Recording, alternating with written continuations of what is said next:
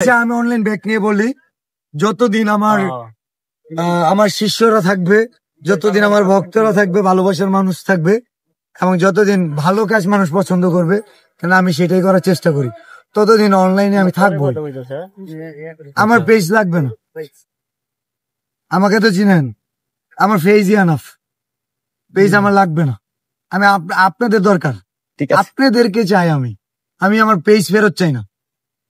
আমার পেজ আসুক না আসুক, আমি চাই যখন ফেসবুকও থাকবে না তখনও যেন আমি আপনাদের মনে থাকি। থাকবো না?